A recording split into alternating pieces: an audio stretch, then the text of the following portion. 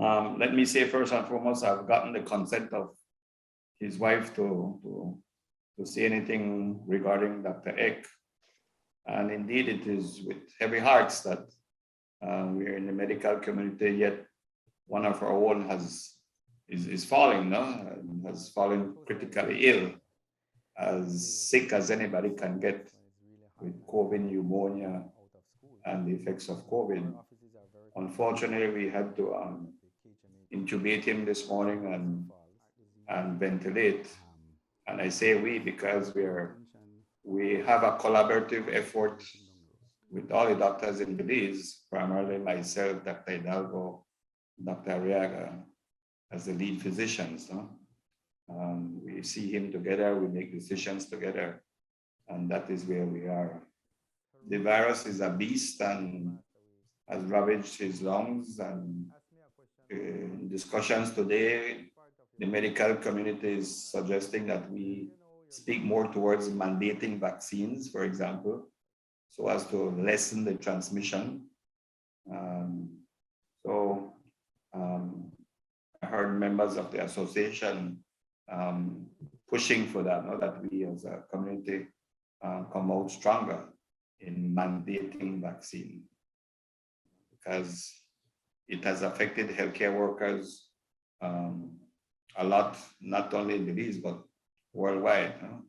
The statistics, the data shows that the unvaccinated get sicker more. We're not saying that when you get vaccine, you have a bulletproof vest on you, but the numbers are there.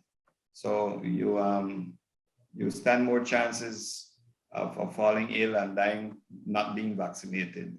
Dr. Eck is vaccinated, and this is one, and I know that these are the examples that people who are against vaccination will use to point fingers. No? Dr. Eck came back, I think it was about 15, 16 years ago in 2005 as a pediatrician. He has worked in the government setting since, and he has also his private practice. And indeed, very well liked pediatrician by both parents and children. No? Dr. Eck is really soft-spoken.